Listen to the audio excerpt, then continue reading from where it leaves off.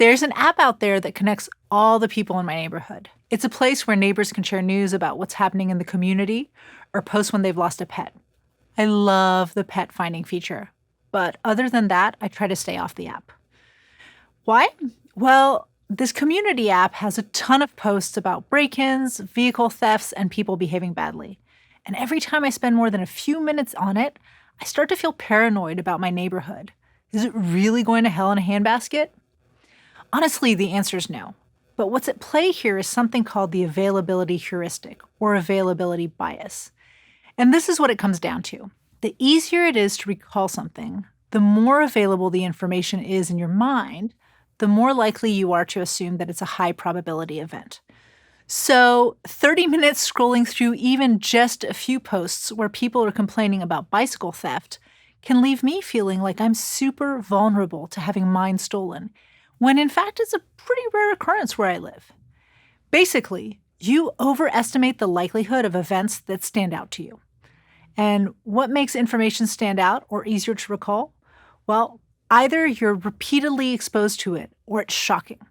My neighborhood app uses a pretty common social media algorithm that is designed to show me more of what I'm interested in. If I read even a single post about stolen bikes, I'm going to be given 5 more to read. Shocking events like shark attacks and plane crashes are easier to recall because they're often sensationalized in the media. Plus, they tap into basic human fears.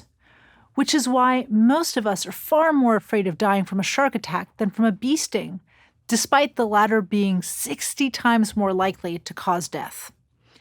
The availability heuristic makes you a poor problem solver because instead of using all the information at your disposal to make a decision, you lean more heavily on information you can quickly and easily recall. It's true whether you're estimating the likelihood of a shark attack or trying to decide on an investment strategy for your company. When you fall for the availability bias, you're not actually considering all the available information. And when you do that, well, there is just a good chance that you're going to make the wrong decision.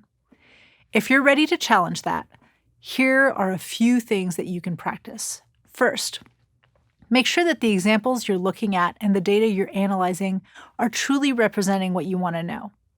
Next, consider the source of your information.